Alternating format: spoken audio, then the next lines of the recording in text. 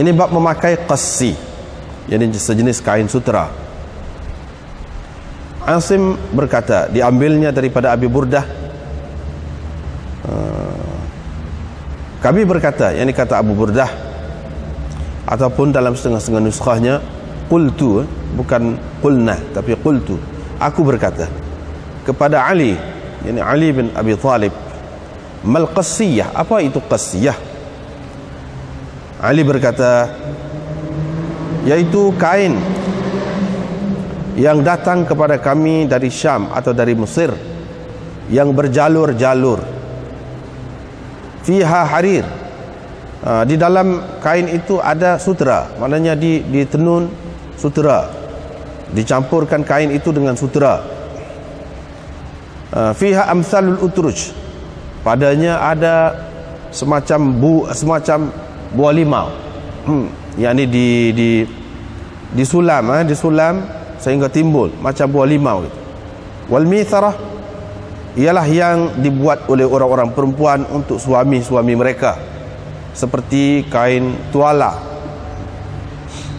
Yusaffirnaha, yakni mereka tenunnya. Jarir berkata daripada Yazid, diambilnya daripada Yazid dalam hadisnya, qassiyah ialah kain mudalla'ah yang berjalur-jalur, dibawa datang dari Mesir. Di dalam kain itu ada sutera, yakni kain itu bercampur sutera. Mitharah ialah juludus siba', yakni kulit binatang buas, kulit binatang buas. Dengan sanad yang Imam Bukhari meriwayatkan lagi daripada Bara bin Azib, katanya Nabi SAW melarang kami daripada menggunakan mayathir al-humr, yakni mitharah tadi, mayathir al-humr, yakni sutera merah, dan qassi. Abu Abdullah berkata, kata-kata Asim itu lebih banyak dan lebih sahih berhubung dengan mitharah, yakni maknanya ialah sutera yang berjalur-jalur, sutera merah. Bab ma yurakhasu lirrijal min al-harir lil-hikkah, bab sutera yang dibenarkan untuk lelaki memakainya kerana gatal, kerana mengalami gatal. Dengan sanad yang Imam Bukhari meriwayatkan daripada Anas, katanya Nabi SAW telah membenarkan kepada Zubair dan Abdul Rahman untuk memakai sutera kerana mereka mengalami gatal. Babul harir lin nisa, ini bab sutera untuk orang-orang perempuan. Dengan sanad yang Imam Bukhari meriwayatkan daripada Ali, katanya Nabi SAW telah memberikan kepadaku satu pasang pakaian dari sutera. Saya pun keluar memakainya. Saya pun keluar dengan memakainya. Saya nampak kemarahan pada wajahnya. Saya pun koyakkannya. Saya pun belahlah kain itu untuk dibahagikan di antara orang-orang perempuan daripada ahli keluarganya. Diriwayatkan daripada Abdullah bin Umar bahawa Umar telah melihat sepasang siyara, yakni pakaian yang dibuat dari sutera, sedang dijual. Dia berkata, wahai Rasulullah, kalaulah engkau beli dan engkau pakai pada ketika menyambut tetamu, bila mereka datang kepadamu, bila mereka mengunjungimu, dan pada hari Jumaat, kalau engkau pakai, maksudnya alangkah cantiknya, alangkah bagusnya.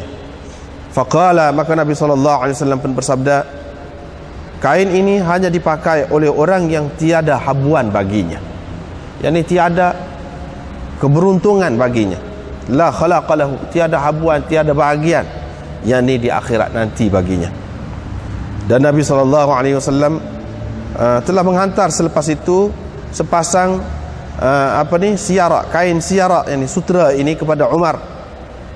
Fakasaha iyyahu, diberinya kain itu kepada Umar. Umar pun berkata, engkau berikan untuk aku pakai kain ini, sedangkan aku telah dengar engkau pernah berkata berhubung dengan kain ini apa yang telah engkau katalah. Faqala, maka Nabi SAW pun bersabda, sesungguhnya aku hantarkan kain ini kepada engkau untuk engkau jual, atau engkau pakaikan kain ini kepada orang-orang yang boleh pakailah, maknanya isteri engkau, kau siapa-siapa kau. Diriwayatkan daripada Anas bin Malik bahawa dia melihat Ummu Kulthum, anak Rasulullah sallallahu alaihi wasallam, memakai selimut sutra siyara. Bahawa makanan Nabi sallallahu alaihi wasallam yatajawaz. Ini bab Nabi sallallahu alaihi wasallam, bab Nabi sallallahu alaihi wasallam bersikap terbuka dalam soal pakaian dan hamparan. Yatajawaz maknanya berlapang, bersikap terbuka, bermudah-mudah dalam soal pakaian dan hamparan. Dengan sanadnya Imam Bukhari meriwayatkan daripada Ibnu Abbas, katanya, selama setahun saya berada dalam keadaan mahu bertanya Umar tentang dua orang perempuan yang telah berpakat menyusahkan Nabi SAW, yakni dari kalangan isteri-isterinya. Tetapi saya gerun kepadanya, gerun kepada Sayyidina Umar, itu tak jadi, setahun tak jadi nak tanya. Fadazala yauman manzilan, pada suatu hari Sayyidina Umar berhenti di suatu tempat, dia pun masuk di celah-celah pokok arak. Falamma kharaja, bila dia keluar saya pun tanya dia, dia menjawab, Aisyah dan Hafsah. Kemudian dia berkata, kami semasa jahiliyah dulu tidak menganggap apa pun perempuan itu, tidak menganggap, tidak mengira perempuan ini apa-apa pun. Tetapi bila Islam datang, Allah telah menyebut mereka, menyebut tentang mereka. Ini seperti dalam ayat wa'ashiruhunna bil ma'ruf, ini bergaul dengan isteri-isteri kamu itu dengan baik. Itu misalnya dalam ayat itu, ra'ayna lahunna bidzalika 'alaina haqqan. Kami pun tahulah bahawa mereka mempunyai hak terhadap kami, yakni kami bertanggungjawab terhadap mereka, mereka ada hak terhadap kami, min ghairi an nudkhilahun, tanpa kami memasukkan mereka dalam apa-apa urusan penting kami. Tapi masih lagi kami tak masukkan mereka dalam urusan penting kami. Pada ketika itu berlaku pertengkaran lah, berlaku soal jawab di antara saya dengan isteri saya. Dia berkeras dengan saya. Saya pun kata kepadanya, wa innaki lahuna, duduk situ, duduk situ. Duduk situlah. Pergi jauh, pergi jauh. Wa innaki lahuna, biar engkau terus di sana, tak usah mari lah, tak usah duk capur, maksudnya. Qalat, isteri dia berkata, yakni isteri dia, engkau kata begini kepadaku, sedangkan anakmu, yakni anak perempuanmu, menyusahkan Nabi SAW. Saya pun pergi kepada Hafsah. Saya kata kepadanya, aku beri peringatan kepada engkau, jangan engkau derhaka kepada Allah dan Rasulnya. Saya mulakan dengan dia dalam soal menyakiti ataupun mengganggu, menyusahkan Nabi SAW itu. Selepas itu saya pergi kepada Ummu Salamah. Saya berkata kepadanya, dia pun kata, hairan saya terhadap engkau, wahai Umar, engkau telah masuk dalam urusan kami, sehingga engkau masuk dalam urusan di antara Rasulullah dengan isteri-isterinya. Dia menolak. Yang ini kata-kata saya. Wa kana rajulun minal ansar, ada seorang lelaki Ansar, bila dia tidak berada dekat Rasulullah sallallahu alaihi wasallam dan saya yang berada dekat Rasulullah, saya akan bawakan apa-apa yang diucapkan oleh baginda kepadanya. Tetapi bila saya tiada dan bila saya tidak ada dekat Rasulullah, dia pula yang ada. Dia akan membawa kepada saya apa-apa yang diucapkan ataupun perintah, apa-apa yang berupa perintah daripada Rasulullah sallallahu alaihi wasallam kepada saya. Wa kana man haula Rasulillah sallallahu alaihi wasallam qad istaqama lahu.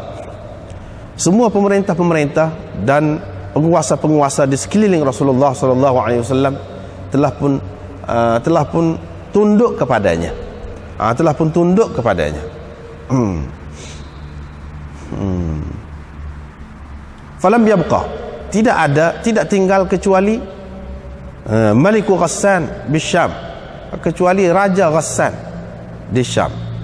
Kami bimbang dia akan menyerang kami.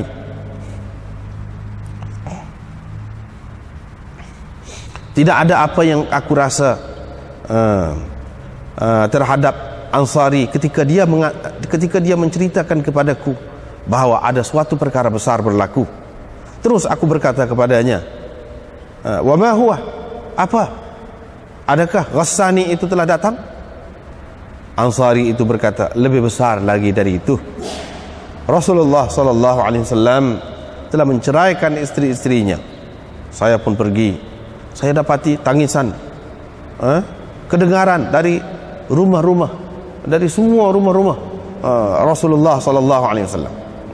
Rumah-rumah istri dialah. Dan Nabi sallallahu alaihi wasallam pada ketika itu telah pun naik di atas loteng rumahnya.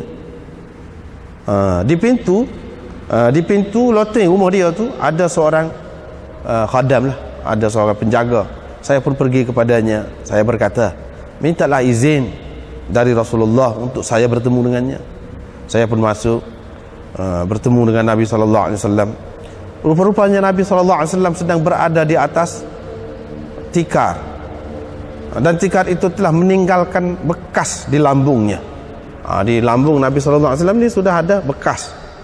Di bawah kepalanya ada bantal yang kulit dia tu daripada kulit. Bantal yang sampul dia tu daripada kulit, dan isinya adalah macam kita kata sabuk Abu Tamar. Wa idza uhubun. Dan aku nampak ada uhub, ada kulit yang sedang tergantung, dan qaras, yakni kulit yang belum disamak dengan qaras. Qaras itu daun kayu qaras yang digunakan untuk menyamak kulit-kulit binatang. Aku pun menyebutkan apa yang telah aku katakan kepada Hafsah dan Ummi Salamah, dan bantahannya terhadap saya, bantahan Ummi Salamah terhadap saya. Rasulullah sallallahu alaihi wasallam pun suka, dan dia berada di atas loteng itu selama 29 malam. Kemudian dia turun. Dengan sanadnya Imam Bukhari meriwayatkan daripada Zuhri, katanya Hindun bintul Harith menceritakan kepadaku daripada Ummi Salamah, katanya Nabi SAW pernah terjaga pada suatu malam sambil dia mengucapkan la ilaha illallah. Apakah fitnah yang diturunkan malam ini, dan apakah khazanah yang diturunkan pada malam ini? Maksudnya alangkah banyak fitnah-fitnah, yakni keputusan tentang fitnah telah diturunkan pada malam ini, dan alangkah banyak gedung-gedung ataupun kekayaan, yakni keputusan tentang kekayaan telah diturunkan pada malam ini. Siapakah yang akan menggerak, yang akan menyedarkan perempuan-perempuan yang berada dalam rumah-rumah tu? Maksudnya isteri-isterinya lah. Siapakah yang akan menyedarkan isteri-isterinya dalam rumah masing-masing itu? Alangkah banyak orang yang berpakaian di dunia ini, tetapi bertelanjang di akhirat nanti. Zuhri berkata, Hindun, yakni perawi, orang yang menceritakan hadis ini kepada beliau, dia ada azrar, ada kancing baju fi kummaiha, pada lengan baju dia tu, hujung lengan baju dia tu dia ada kancing baju, dan dia kancing di antara jari-jarinya. Dia kancing di antara jari-jari, kancing sini. Dia tidak kancing sini, dia kancing sini, di antara jari-jari. Bau ma yud'a liman labisa thawban jadidan. Ini apa yang disebutkan kepada orang yang memakai pakaian baru. Dengan sanadnya Imam Bukhari meriwayatkan daripada Ummu Khalid binti Khalid, katanya dibawakan kepada Rasulullah sallallahu alaihi wasallam beberapa pakaian, termasuk di antaranya khamisah sauda, yaitu selimut ataupun selendang yang hitam warnanya. Faqala, Nabi sallallahu alaihi wasallam pun bertanya, siapakah kamu pikir patut kita berikan selendang ini? Semua diam, semua orang diam. Maka Nabi sallallahu alaihi wasallam pun berkata, bawakan kepadaku Ummi Khalid. Maka dibawalah aku kepada Nabi sallallahu alaihi wasallam Nabi SAW pun memakaikan kain itu kepadaku dengan tangannya. Sambil dia berkata, abli wa akhliqi, sampailah sampai lusuh dan sampai buruk. 2 kali dia kata. Dia pun mula melihat kepada gambar yang ada pada selendang itu, sambil dia mengisyaratkan dengan tangannya kepadaku, dan dia berkata, wahai Khalid, ini cantik. Sana, kata dia.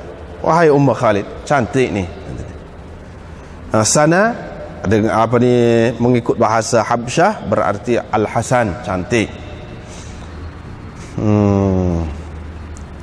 Ishaq berkata, haddathatni imra'atun, ada seorang perempuan menceritakan kepadaku dari ahli keluargaku.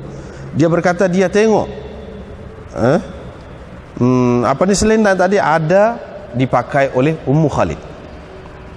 Babut taza'fur lirrijal, ini bab memakai za'faran. Lelaki memakai za'faran. Diriwayatkan daripada Anas, katanya Nabi SAW melarang orang lelaki memakai wangi-wangian dari za'faran. Babut thawbil muza'far, ini bab kain yang dicelupkan dengan za'faran, yang sejenis bunga za'faran.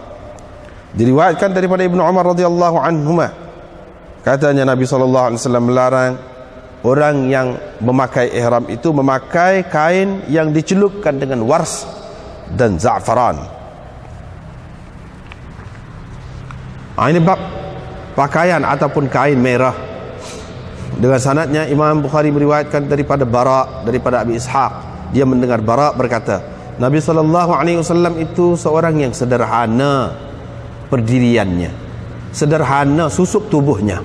Merbu'an itu mana tidak terlalu tinggi, tidak terlalu rendah, tidak terlalu kurus, tidak terlalu gemuk, sederhana susuk tubuhnya itu dikatakan marbu'an.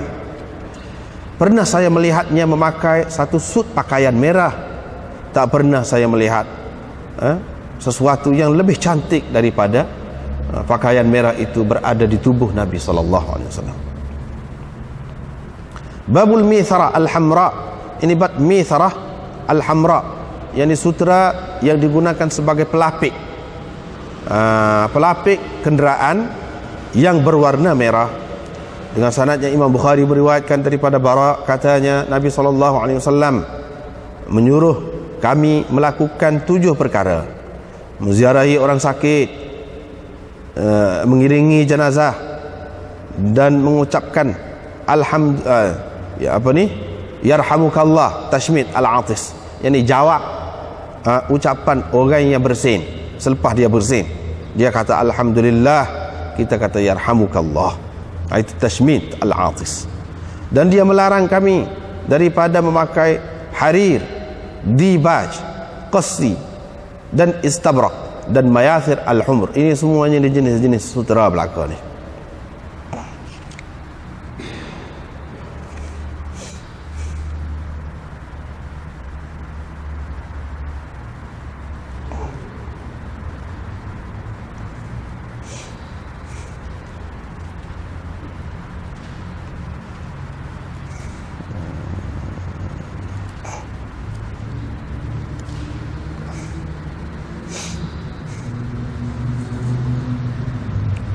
Baiklah, tengok pula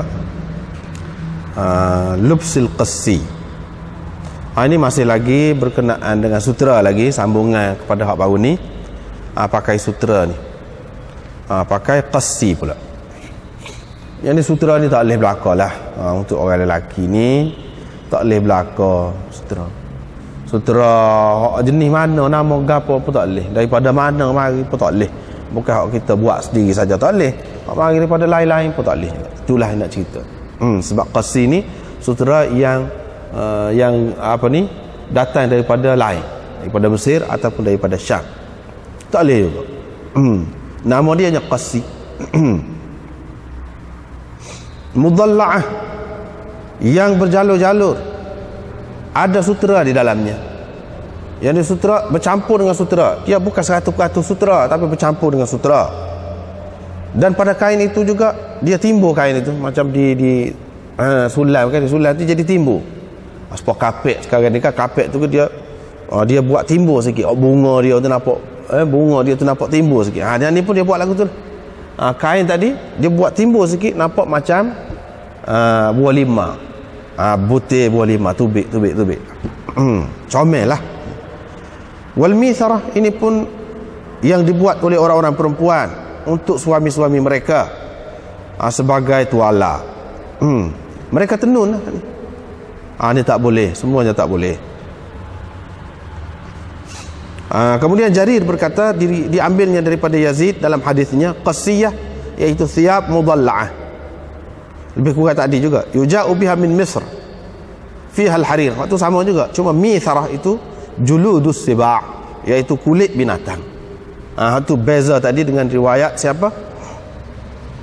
Riwayat Asim. Riwayat Asim, Imam Bukhari kata Asim berkata diambilnya daripada Abi Burdah.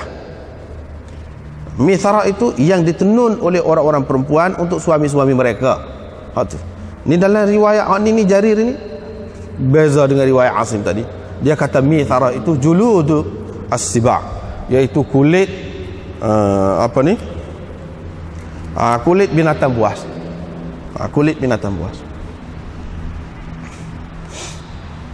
Artinya kalau kita menerima riwayat Jarir daripada Yazid ini, Yazid bin Abi Ziyad, bermakna Nabi SAW melarang juga daripada menggunakan kulit binatang buas.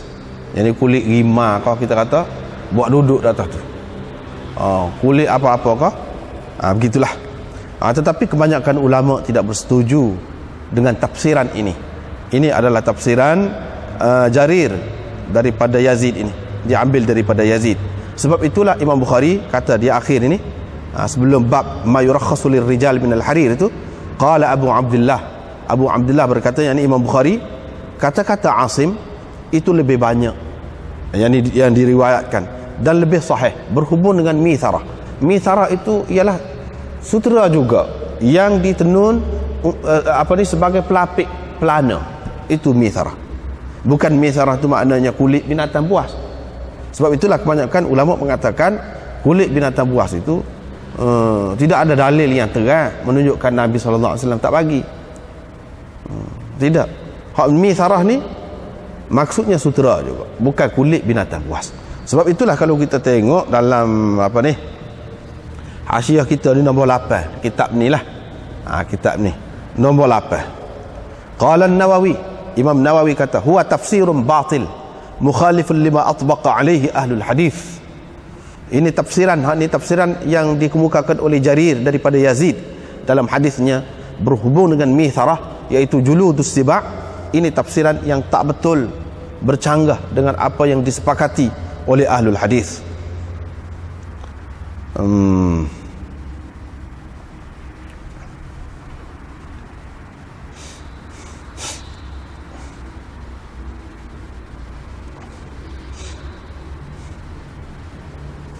Tetapi ada juga ulama-ulama yang mengatakan tidak, hak ni pun tafsiran ini pun boleh juga kita pakai.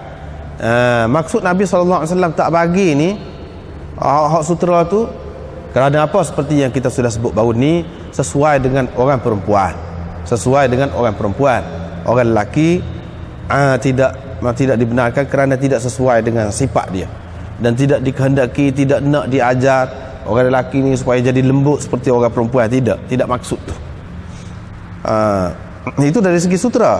Dari segi juludus siba' ni, kalau kita terima tafsiran yang satu lagi, walaupun Imam Nawawi kata itu tak betul, itu pendapat dia, tetapi ramai lagi yang lain terima, cuba bertolak ansur dalam masalah ni. Dia kata maksud Nabi SAW tidak benar pakai kulit binatang itu kerana kebiasaannya kulit binatang ini dipakai oleh orang-orang yang sombong, mustakbirin, oleh orang-orang yang orang-orang yang mewah lah, hidup mewah, orang-orang yang tidak terikat dengan hukum-hukum agama, orang-orang yang tak kisah tentang halal haram, biasanya begitu, perampok kau, kepala perampok kau misalnya gitu. Ataupun orang-orang yang nak menyatakan kemegahan diri dia, kebesaran dia, kekayaan dia, kehebatan dia, maka dia duduk Dia duduk di atas kulit binatang, kulit rimau kalau kita kata. Dia duduk dah. Nak suruh orang dapat hebat dia. Kerana tu tak boleh tu, seperti pakai kain labuh dululah yang kita bincang dah, pakai kain labuh untuk menunjukkan kesombongan, untuk menunjukkan kemegahan, terutamanya dalam masyarakat Arab yang memang menjadi kebiasaan mereka nak menunjukkan kebesaran tu, pelabuhkan kain. Hak ni pun lagu tu juga. Tidak ni saja, hak lain-lain banyak lagi. Kalau untuk menyatakan kesombongan, kebesaran, kelebihan, untuk takabur lah, kita kata itu tak boleh. Sebab ini lambang-lambang orang takabur, orang yang sombong. Tak boleh lah kita pakai yang seumpama itu. Ini kata mereka. Sekurang-kurangnya dengan maksud tadi hak diharamkan. Bukan maksud memang tak boleh, haram, memang najis ke apa ke, tidak. Kerana sebab lain. Sebab pakai kain labuh itulah. Bukan kerana pakai kain labuh tu sendiri tak boleh, tapi kerana ada maksud lain di sampingnya itu yang menyebabkan tak boleh. Begitulah pendapat ulama yang cuba menerima mitharah itu dengan arti juludus sibak. Mereka pakai dengan makna tadi. Seterusnya Bara' bin Azib mengatakan Nabi SAW melarang kami daripada mayathir al-humr, daripada pelapik pelana, daripada sutera yang merah. Tidak mesti merah kalau sutera, tapi biasanya dibuat tu merah. Biasanya pada masa tu dibuat merah warnanya, tapi tidak mesti merah, asalkan sutera saja tak boleh lah. Wal qasir, qasir ni seperti tadilah, sutera yang diimport lah, yang dibawakan daripada Syam ataupun daripada Mesir, yang berjalur-jalur bercampur dengan kain sutera.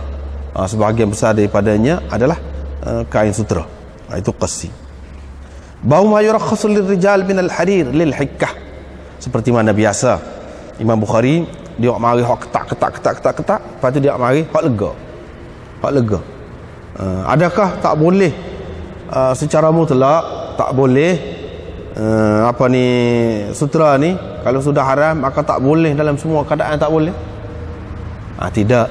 Seperti benda-benda lain juga, seperti arak dan sebagainya, sekiranya dalam keadaan darurat boleh. Misalnya dalam keadaan berpenyakit kah, gatal kah di sini, ini satu contoh saja, gatal kah ataupun lain-lain keperluan lain, sekiranya baik sutera itu untuk lelaki untuk menyembuhkan penyakitnya, tak apa, dibenarkan. Tetapi setengah-setengah ulama mengatakan ini khusus untuk Zubair dan Abdurrahman sahaja untuk memakai sutera. Tetapi kebanyakan ulama mengatakan tidak khusus dengan mereka berdua ni saja. Siapa-siapa pun kalau perlu pakai sutera, tidak kerana gatal sajalah. Gatal ini satu contoh yang berlaku pada masa itu. Kalau tidak kerana itu pun kerana lain, ada sebab, tak apa, boleh pakai sutera pun. Untuk orang lelaki. Untuk lelaki boleh. Ini dalam keadaan darurat. Dia nak cerita dalam keadaan darurat. Sebelum pada ni kata tak boleh, dalam keadaan biasa, dalam keadaan ikhtiar. Dalam keadaan darurat tak apa. Begitulah hukum Islam ni sama-sama pun begitu. Sehingga ada kaedah kan dalam fiqh, al-amru idza dhaqa ittasa'a. Segala perkara ni apabila dia sempit, jadi luah pula. Memang gitulah. Undang-undang dunia alam ni pun lagu tu. Apabila dia payah, dia lega, dia sempit. Memang lagu tu. Adat dunia dah, sunnatullah lagu tu. Hukum syarak ni pun dia sesuai juga dengan hukum tabi'i ni, hukum tabi'i yang Allah SWT buat. Babul harir lin nisa, ini bab sutera untuk orang-orang perempuan. Sutera haram, tak boleh begini, larang. Untuk orang perempuan macam mana? Tak apa, ini menunjukkan ada bezanya dalam setengah-setengah hukum tu di antara orang lelaki dengan orang perempuan, di antaranya dalam masalah sutera ini.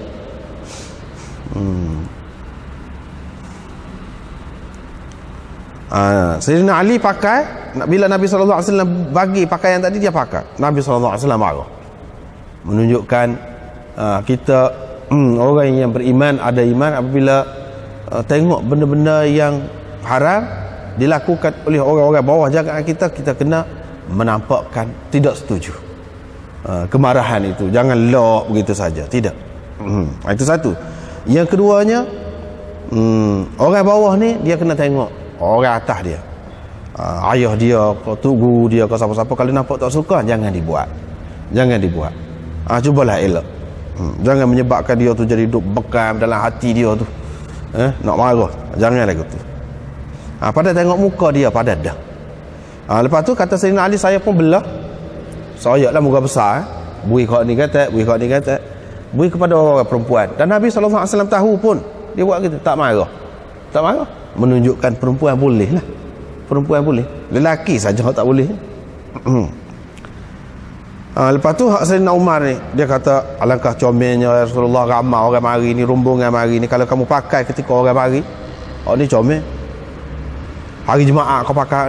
Nabi SAW kata, yang pakai hak ni hanyalah orang yang tidak ada habuan dia, tidak ada bahagian bagi dia, yang ni di akhirat nanti.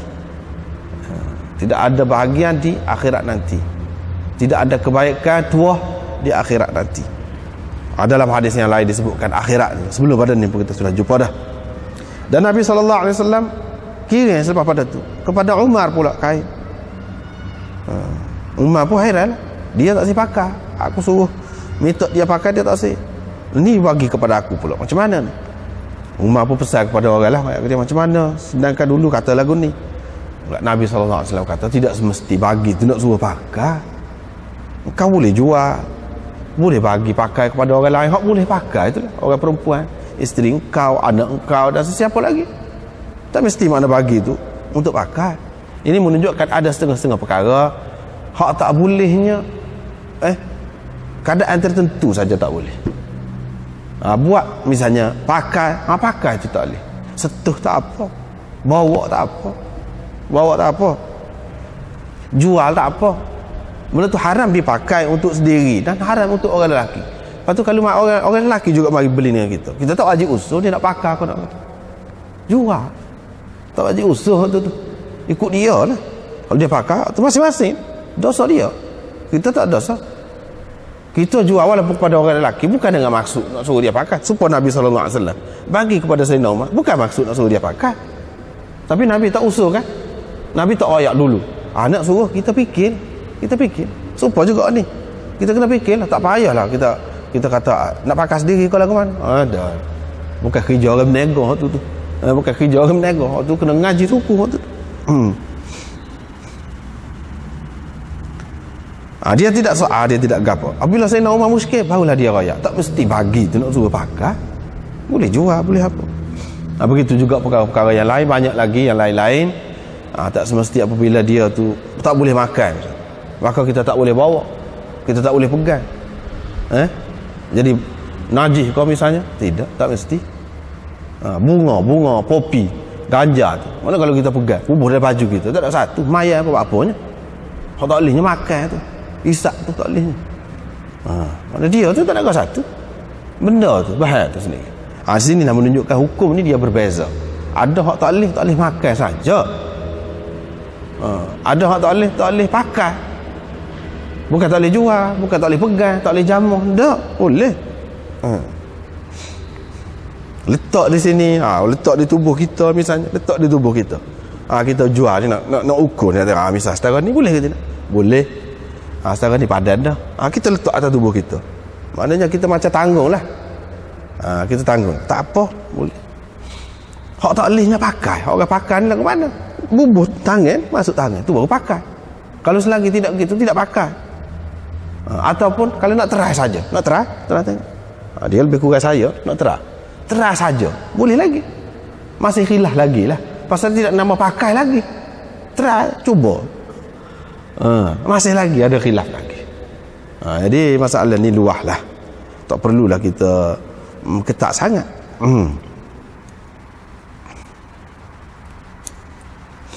Lepas tu riwayat Anas ni dia kata dia pernah tengok ada ni selendang sutera siarak tu nama selendang sutera lagu tu ada pada tubuh Ummu Kulsum, dia pakai menunjukkan orang perempuan boleh pakai, ada di tubuh dia, tak apa boleh pakai.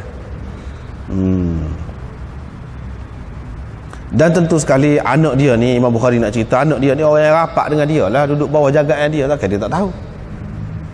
Dan orang yang, kalaulah katakanlah Nabi SAW tak tengok, takkanlah anak dia tu yang terdidik dengan ajaran agama, sebelum nak pakai tu dalam keadaan ada bunyi dan Nabi SAW kata tak boleh sutera, tak boleh sutera, takkanlah sebelum dia pakai tu dia tak tanya. Sudah tentu dia tanya, baru dia pakai. Ini menunjukkan bolehlah bagi perempuan.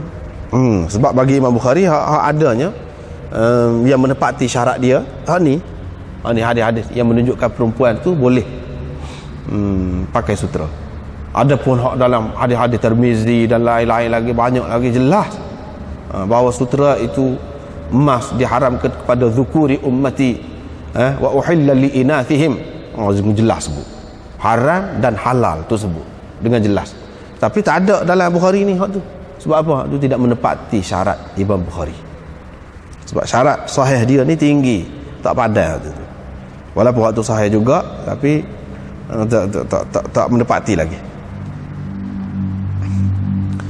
Bahawa kana Nabi sallallahu alaihi wasallam yatajawwazu min al-libas wal busut.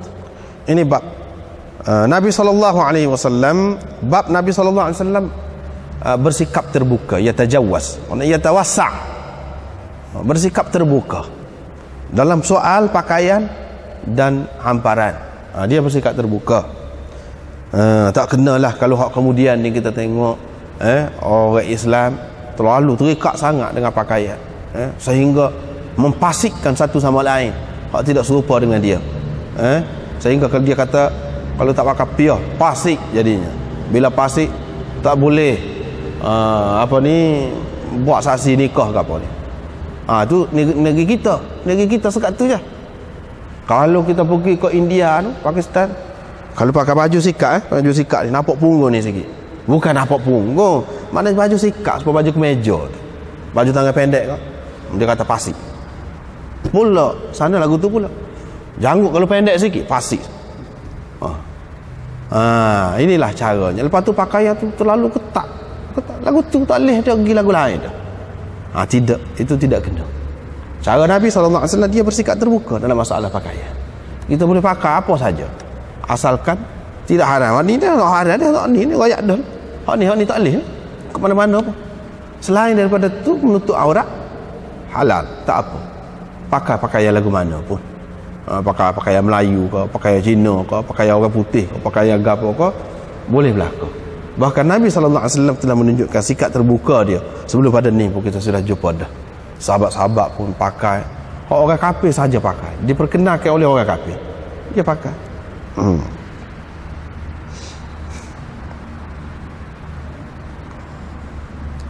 Itu tidak sesuai lah. Tidak sesuai. Terutama di zaman sekarang, dalam masyarakat yang macam-macam ni, pelbagai ni, dia persoalkan benda-benda seumpama itu tu. Tapi kalau tidak sampai orang faham, semua faham tidak sebagai wajib, tak apalah. Kita sendiri pun faham benda ni tidak sebagai wajib saja, kita nak pakai lebih selesa, kita pakai ni, tak apa waktu tu, molek lah. Kalau kita nak pakai pasal ni ada keserupaan dengan Nabi SAW, ada segi zahir dia sekadar tu, kita pun kenal. Tapi dengan kita tidak ada berasa pandang serung, pandang tak molek kepada orang lain yang tidak serupa kita, syarat waktu. Tak apa, pakailah, nak pakai kat mana-mana, tak apa.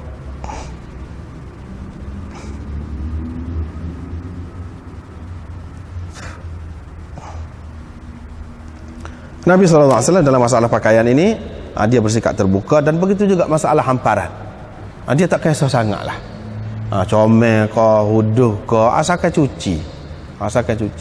Hak mana yang ada saja, tidak kata cerewet, tak boleh muka dia orang besar, kena hampa permaidani, tidak. Mengikut keadaan yang ada lah, keadaan ada. Kalau tikar mudah basuh. Ini ceritanya. Ini sudah berapa kali dah hadis ni kita jumpa ni. Anda pun sudah bincang panjang dah dulu, tidak perlu dibincang panjang lagi. Selama setahun Ibnu Abbas ni, dia duduk nak tanya Sayyidina Umar satu perkara, tak jadi. Pasal apa? Gerun dengan Sayyidina Umar. Tengok orang ni sibuk semacam nak tanya, tapi Sayyidina Umar ni adalah tok guru dia lah, tok guru Ibnu Abbas. Nak tanya tentang dua orang perempuan yang tazaharata, yang bersepakat menyusahkan Nabi SAW. Saya tak jadi tanya pasal gerung. Satu hari dalam perjalanan dia pun turun, masuk di celah-celah pokok arak yang ni untuk buang air. Pokok arak tu pokok sugi lah, kayu sugi tu, pokok arak tu kan. Lepas dia keluar, saya pun tanya dia, siapa dia? Oh, dalam Quran. Wa in tazahara alaihi, wa in tazahara alaihi, dalam ayat tu. Siapa dia? Dua tazahara, dua orang perempuan tu, siapa dia? Oh, dalam ayat tu. Dia pun kata Aisyah dan Hafsah. Lepas tu dia pun mulalah cerita. Ini hak pendek ni, hak panjang sudah jumpa dah dulu berapa kali dah. Dia kata semasa jahiliah dulu kami ni tidak memberi tempat langsung lah kepada perempuan ni. Kami tak kira gapo perempuan ni, tak masuk kira-kira. Nak beca, nak mesyuarat, nak gapo, tak cara ke dia. Bila Islam datang, Allah SWT sebut tentang mereka. Kami pun fahamlah bahawa ada hak mereka terhadap kami. Mana kita kena jaga orang perempuan ini. Ada tempat-tempat kita kena masuk kira dengan dia. Tapi dia kata dalam perkara-perkara yang besar, perkara-perkara yang penting, kami tak masukkan lagi mereka. Selepas tu berlakulah soal jawab lah di antara aku dengan isteri aku. Dia pun berkasar dengan aku. Kasar lah. Kecek pasal mu kata aja kasar kan. Setelah tu pun suruh kasar dah. Saya pun kata kepada dia, wa innaki lahuna, duduk situ. Tak usah masuk. Sebab kita kata kalau kita zaman itu kan, orang perempuan duduk cok dapur, duduk tempatmu. Macam lagu tu. Isteri dia pun kata, kamu kata kepadaku begini, sedangkan anak perempuanmu mengganggu, menyusahkan Nabi SAW. Yang ni kalau Nabi kata gini, isteri dia kata gini, tidak senyap, dia kata. Berhujah lah, mana kalau jenis berhujah biasa ni, soal jawab. Nabi kata gini, dia tidak kata patuh saja, ikut saja. Dah. Patut dia sanggah misalnya, dia sanggah. Dia tanya ke? Tidak kata orang perempuan dia duduk senyap, patuh saja. Tidak. Begitulah yang Nabi SAW ajar isteri-isteri dia. Ni mulalah orang perempuan ni dia angkat taraf dia. Semenjak itu. Sebelum pada tu orang tak cara. Sehingga sahabat-sahabat pun berasa pelik ni. Jadi isteri-isteri dia lock ni jadi alah kelebih lah. Alah kelebih. Boleh jadi siapa serah hati Nabi SAW. Ini kerana kebebasan yang diberikan kepada isteri-isteri dia tu. Kerana kebebasan yang diberikan kepada isteri-isteri dia. Lepas tu Sayyidina Umar pun kata, aku pergi dekat Hafsah lah, pergi. Aku pun katalah ke dia, beringat kata dia, jangan derhaka kepada Allah dan Rasulnya. Aku pergi kepada dia dulu untuk tegur soal menyusahkan Nabi SAW, sebab dia anak aku lah, begitulah ringkasannya. Apa pergi dekat dia dulu, sebab dia ni mugana. Nanti kalau buat gana-gana tak suka kalau lahnya cerah, nak kan? Kalau nya cerah. Lepas tu dia pergi pula dekat Ummu Salamah, moga anak beranak juga Ummu Salamah tu, isteri Nabi SAW, Ummu Salamah. Dia pergi pula, dia pun kata, apa lagu ni siapa jawab Nabi ni, orang tak patut jawab, duk dia sudahlah. Mana begitu. Kata dia, heran, kata dia, aku heran terhadap engkau wahai Umar, sampai begini masuk campur dalam urusan kami. Sampai dalam urusan di antara Rasulullah dengan isteri dia pun nak campur juga ni, kata dia. Mana nampak bebas ni. Isteri Nabi SAW itu tidak kata jadi pengecut seperti hak zaman jahiliah dulu, tidak. Lepas tu dia pun jawab lah, dia tolak hak Sayyidina Umar tu. Dia jawab, tidak lagu tu gini dia royak lah. Ceritanya Sayyidina Umar cerita, dia ni muka duduk jauh sikit rumah dia ni dengan rumah Nabi SAW. Kerana itu tak boleh pergilah, masing-masing pula sibuk pula, orang ni menega, orang ni buat bertani, orang ni berkebun, macam-macam.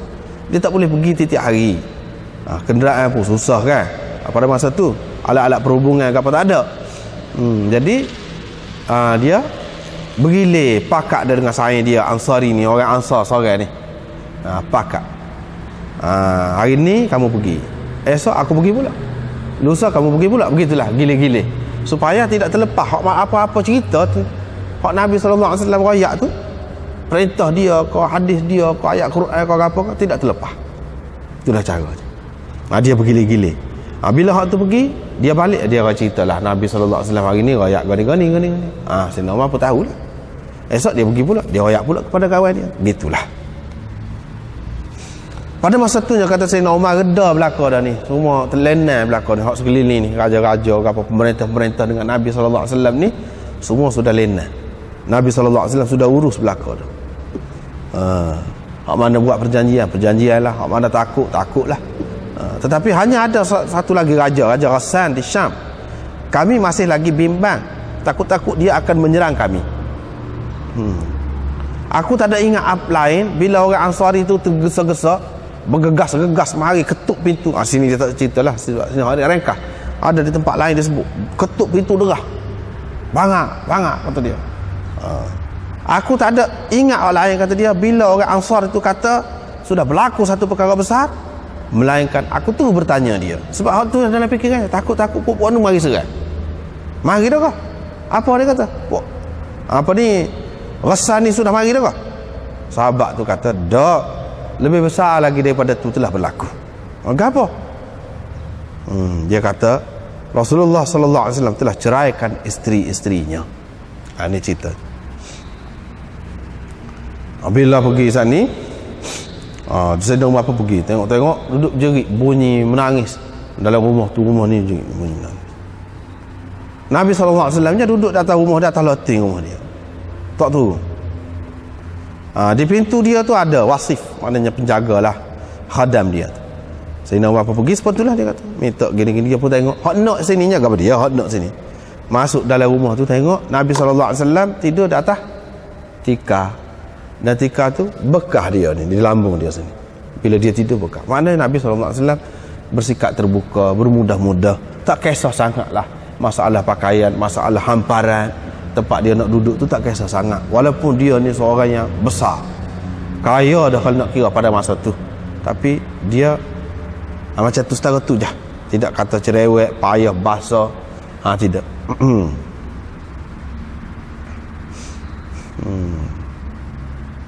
Lepas tu tengok tadilah bagai-bagai dia tu setara tu. Bila Sayyidina Umar cerita yang dia kata dah kepada anak dia Hafsah dan kepada Ummu Salamah begini-begini, Ummu Salamah jawab pula kepada dia, Nabi sallallahu alaihi wasallam senyum. Dia suka. Dia tak kata gaji, dia suka. Nabi sallallahu alaihi wasallam terus berada 29 malam atas loting dia. Lepas tu baru dia turun. Ana sudah bincang dah dulu hadis ini. Dengan panjang lebar dulu sudah bincang dah. Cuma sini ada beberapa perkara lah. Iaitu sahabat-sahabat ni kadang-kadang dia keliru. Ini adalah satu kekeliruan. Dia keliru.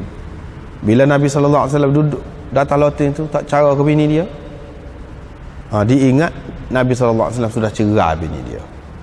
Ini orang panggil waham perawi. Asas kepada waham perawi. Seseorang perawi ni, pewarta hadis ni, walaupun dia ni seorang yang hebat macam mana pun, seorang yang siqah, seorang yang baik, boleh dipercayai pun, tidaklah bermakna mereka itu maksum daripada tersalah, terlupa, ataupun keliru. Orang perkara sebenarnya berlaku macam lain, dipahamnya macam lain. Orang kuat ingatan setara mana pun, jauh setara mana pun, dia boleh jadi keliru dalam hidup ni. Inilah buktinya. Bukti asas kepada kekeliruan itu. Padahal tidak benar Nabi SAW tak ada cerai pun bini dia, tak ada cerai.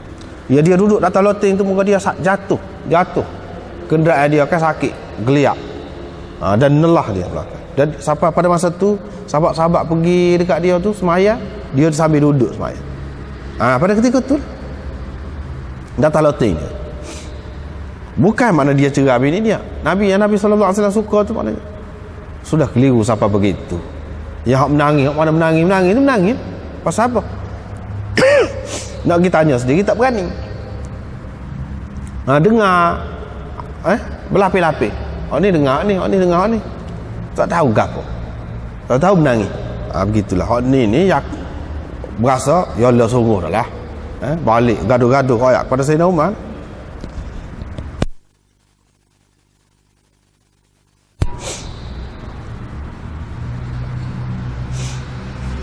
Baiklah, sekadar itulah. Seterusnya riwayat daripada Zuhri, kata dia, Hindun bintul Harith menceritakan kepadaku daripada Ummi Salamah. Kata Ummi Salamah, Nabi SAW telah terjaga pada suatu malam sambil dia mengucapkan la ilaha illallah. Menunjukkan Nabi SAW ni bila tidur, bangun daripada tidur, dia ucapan dia yang lagu ni lah. Kalau dekat nak tidur kita sudah maklum dah, sebelum pada ni pun jumpa dah sebahagiannya. Ni bila bangun dia ucapkan la ilaha illallah. Alangkah banyak malam ini, kata dia, fitnah, yakni keputusan tentang fitnah telah diturunkan. Jadi Allah SWT buat keputusan dah, fitnah akan berlaku gini berkenaan dengan hak ni, berkenaan dengan hak ni. Suruh malaikat, malaikat dia bagi tahu kepada malaikat, ni berkenaan dengan hak ni urusan ni, hak ni urusan ni, semua berkait dengan fitnah. Alangkah banyak, tapi manusia tidak tahu. Nabi SAW, Allah SWT bagi tahu, tapi tidak semuanya juga.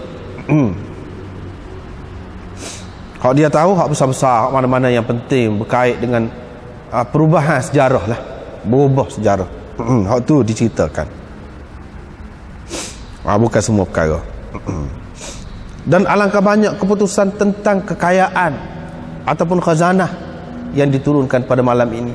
Jadi Allah SWT buat keputusan nak bagi kekayaan ke negeri ni, nak bagi kekayaan kepada orang ni, nak bagi gedung kepada orang ni, nak beri harta karun kepada orang ni. Buat keputusan nak beri jadi sebab dia tu gini macam-macam lah. Kamu pergi bagi ilham kepada dia biar dia buat lagu ni, maka boleh pitih lah dia. Kamu pergi malaikat operator, kamu pergi biar timbulkan idea, kepada dia buat mana lagu ni boleh pitih kepada dia. Berapa banyak kalau kita nak kira semua setiap hak yang mendatangkan duit, mendatangkan kekayaan tu, semuanya dengan keputusan Allah SWT belaka.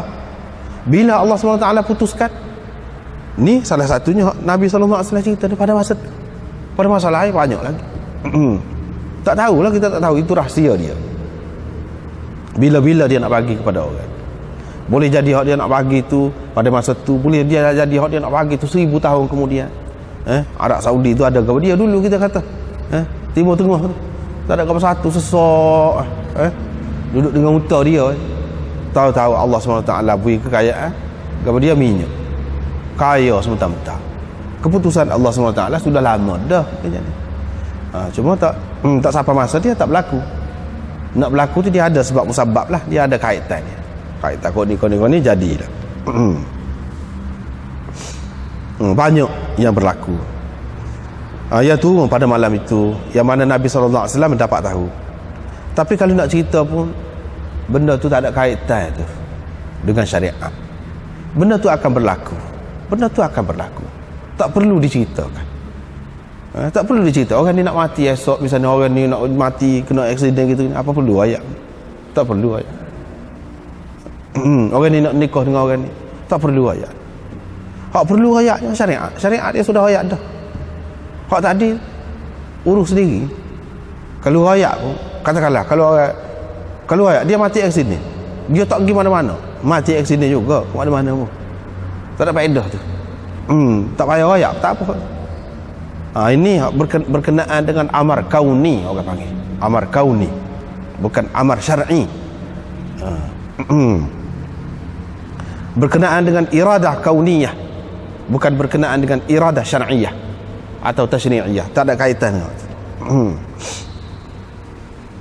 Dia pun kata, ni yang ditunjukkan kepada dia ni, maklumat yang dia dapat malam tu. Alangkah banyak orang yang berpakaian di dunia ini bertelanjang di akhirat, pada hari kiamat nanti. Alangkah banyak. Maknanya berpakaian dalam dunia ni tapi telanjang di akhirat nanti.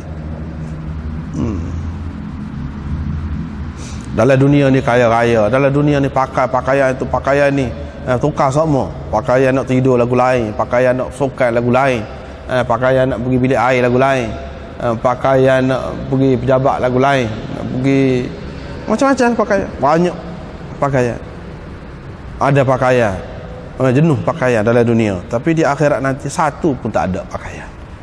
Ramai hak lagu tu. Buat apa jadi lagu tu? Kena tengok lah ajaran syariat dia macam mana hak jadi lagu tu. Alah, cuba kita tengok nombor 5. Banyak tu makna dia. Di antaranya, alangkah banyak orang-orang yang berpakaian pakaian yang cantik, yang mahal, tetapi di akhirat nanti bertelanjang. Kenapa? Kerana tak ada kebajikan. Telanjang daripada kebajikan di akhirat nanti. Bila di akhirat nanti tak ada kebajikan, telanjang. Tak ada sesuatu pun yang menutup aurat mereka.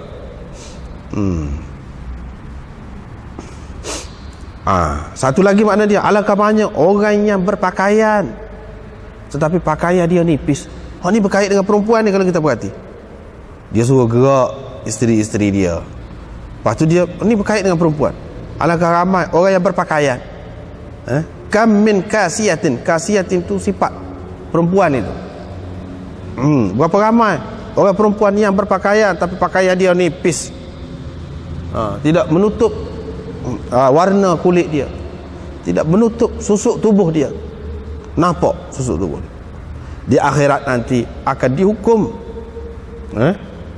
dihukum, dia tu dengan bertelanjang, tak ada pakaian. Macam nak tak nak pakai, dah tak nak kat, tak sih kat, tak sah lah pakai telanjang lalu senang. Dia berasa di sana nanti malu ke tidak? Tentu sekali sudah malu. Itu makna yang kedua. Makna yang ketiga, di tepi lagi, alangkah ramainya orang yang berpakaian, yakni berpakaian orang yang menikmati nikmat-nikmat Allah yang begitu banyak, tetapi bertelanjang di akhirat nanti. Apa sebab? Pasal dia tidak bersyukur. Syukur itulah yang menyebabkan dia ni berpakaian pula nanti. Pakaian di sini maksudnya lebih luas daripada pakaian biasa. Maksudnya nikmat tu banyak. Di antara nikmatnya ialah nikmat pakaian yang menutup aurat kita, yang menutup kemaluan kita. Itu di antara nikmat. Ataupun ini lagi makna dia, alangkah banyak orang yang menutup sebahagian badannya. Alangkah banyak orang yang berpakaian dalam dunia, tetapi tutup tu tidak sempurna. Tutup tu tidak sempurna. Dia buka sebahagian yang lain. Dia tutup tapi tidak sempurna. Hak lagu ni akan dihukum di akhirat nanti telanjang belaka ni. Telanjang belaka. Kenapa disebutkan perempuan? Sebab biasanya pun orang perempuan, terutama sekarang ni, nyata benar ni. Nyata benar ni, orang perempuan lah yang tidak sempurna pakaian. Kalau pakai kain pun dia belah kain tu. Belah pula kain. Orang lelaki kita tengok, orang barat sekalipun, pakaian molek cukup. Orang perempuan tak tahu sejuk. Musim sejuk berdedah lagi orang. Wak kau nak tunjuk ke orang tu. Wak kau nak pukau, nak pick up orang tu. Sampai begitu sekali. Ini penyakit orang perempuan. Penyakit orang perempuan. Kira-kiranya dia nak tarik orang tu, nak pick up orang dengan cara berbuat beginilah. Dan orang lelaki tergoda dengan mereka, menyebabkan jadi kocak-kacir dunia ni, huru-hara dunia ni, kerana mereka lah. Padahal kalau mereka berpakaian dengan baik, maka tidak timbullah macam-macam huru-hara dalam dunia ni, tak timbul. Zuhri berkata, Hindun ni perawi ni, orang yang menceritakan hadis ini, hadis Ummu Salamah ni kepada dia ni kalau dia pakai baju, dia ada kancing. Kalau orang lain kancing sini kan madai iddah, tapi dia ni pasal ingat hadis ni lah. Ingat hadis ni dia biar labu. Ni biar labu sampai sini. Kancing dia kancing sini, di celah-celah jari.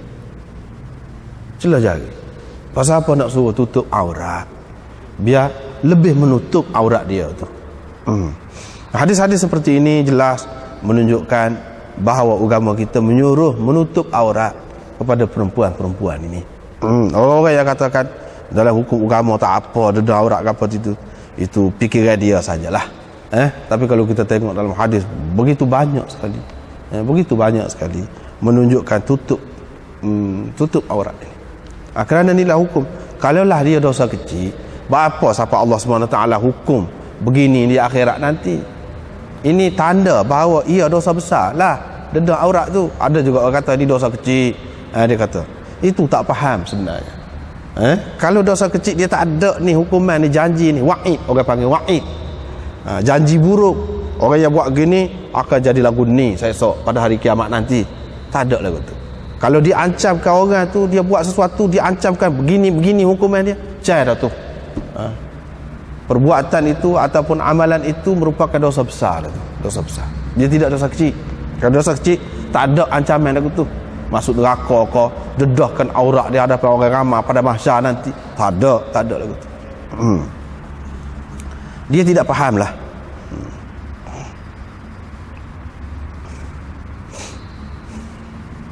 Orang lelaki pun suka. Ya, orang perempuan buat lagu tu pun orang lelaki suka. Orang lelaki mereka passion tu orang lelaki.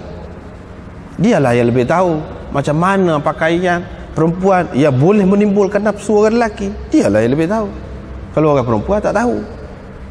Orang lelaki buat, dia royak kepada perempuan lagu ni. Orang lelaki baru apa nama ni, kita kata naik nafsu. Barulah orang lelaki terpikat, tergoda. Orang lelaki juga. Dia kedua-duanya ada peranan belaka. Tidak sebelah pihak, tidak. Kedua-duanya sekali.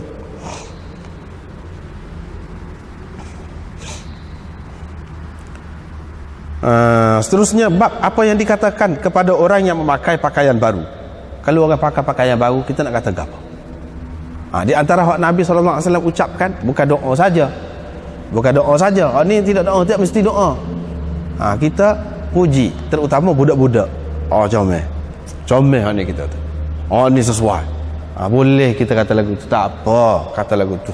Tidak kata kita ni dunia, kita ni leka ataupun lalai dengan dunia, terpikat dengan dunia. Tidak. Hak comel kita kena kata comel lah. Nabi SAW kata comel. Apa dia kata? Sana. Dia kata cantik kata dia. Duduk pada budak ni sesuai molek, comel kata dia. Sana tu bukan bahasa Arab, bahasa Habsyah. Apa? Sebab Ummu Khalid saat ni dia dilahirkan di Habsyah. Ayah dan mak dia pergi hijrah ke Habsyah tu, boleh dia sana. Lepas tu balik mari ke Madinah ni. Maknanya dia tahu bahasa sana lah. Sebab tu sebut sana tu. Ini pun boleh, makna gurauan lah. Dengan seseorang yang tahu sesuatu bahasa tu, kita bergurau dengan dia, guna bahasa tu sikit sebanyak. Nabi SAW telah menggunakan cara seperti itu, terutama dengan budak-budak. Ummu Khalid ni dia masa tu kecil lagi lah. Dalam riwayat dulu kita sudah jumpa dah riwayat ni, panjang sikit. Budak ni, Ummu Khalid ni pergi pusing belakang Nabi SAW. Dia main belakang Nabi SAW. Maknanya dia kecil lagi. Kalau besar, takkanlah lagu tu. Dia si ayah dia tu sibuk kata, jangan buat lagu tu. Apa buat lagu tu Rasulullah? Rasulullah kata biar dia main lah. Butir di belakang tu, di belakang Nabi SAW ada khatam. Khatamul anbiya, tanda yang menunjukkan Nabi ni Nabi akhir zaman. Ada tanda atas belakang. Kita kata tak macam tanda lah kita kata, tapi dia butir gitu sikit. Butir tu di atas tu tulis Nabi akhir zaman. Gitu. Benda tu tidak pelik. Allah SWT boleh buat. Yang baru-baru ni sibuk lah, ni senyap dah sikit, ikan pelawahun tu nak. Ikan pelawahun tu kan sibuk kan. Betul lah dia tulisan dia tu serupa dengan tulisan Cina. Betul lah hak tulis tu menunjukkan tuah kau gapo kau. Habis melompat pokok dia. Padahal tak ada gapo hak tu. Allah SWT boleh buat. Allah SWT boleh buat.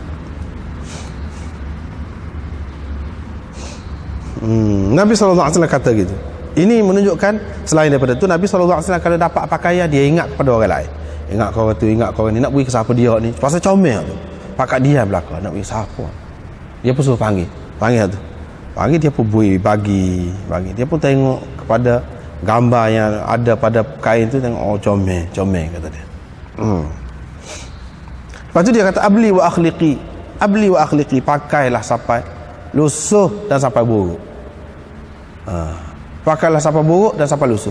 Hadis ni kita jumpa dalam bab sakit dulu. Bab sakit. Dia pada ketika ni dia sakit pada ketika ni.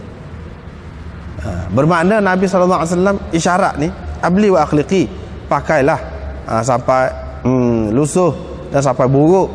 Maknanya Nabi SAW secara tidak langsung, secara kinayah doa panjang umur kepada dia. Pakai sampai lusuh, makna tidak nak mati lagi. Kalau kata sakit pun lambat lagi ni. Kalau dia pakai hak ni nak boleh ke lusuh ni lama lagi, nak boleh ke buruk ni lama lagi kalau dia pakai semua. Apalagi mengikut ulama-ulama mengatakan Ummu Khalid ini antara orang yang panjang umur. Walaupun dia tua dah pun dia jaga semacam kain tu, jaga semacam sehingga orang-orang lain boleh tengok kain tu panjang umur. Ini menunjukkan kain, pakaian ke apa ni, dia menunjukkan umur juga. Sebab itu dalam ilmu takbir mimpi ke apa, pakaian ke apa ni, dia menunjukkan umur, menunjukkan umur. Sebab itu dalam takbir mimpi, kalau orang mati dah beri kain dia, suruh kita pakai, beringat sikit lah, beringat. Tidak beringat apa, mati sepatutnya ingat Tuhan lah. Istighfar banyak-banyak, takut-takut tak lama kita nak mati. Dia pakaian ni dia ada kaitan dengan umur ni. Nabi SAW isyarat kain, contohnya pakai sampai buruk, pakai sampai lusuh. Bukan saja tu, dia ada isyarat tu. Sebab pakaian ni dia ada kaitan dengan umur, ada kaitan dengan umur.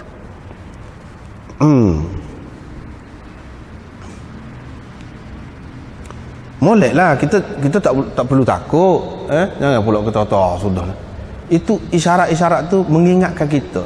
Mudahlah kita nak ingat kepada Tuhan, nak taubat kau, nak apa kau. Sekiranya ada alamat yang macam tu. Bukan menakutkan. Hak bimbangnya kita dalam keadaan lalai tak tahu. Duduk tengok maksiat mati. Hak tu hak bimbang.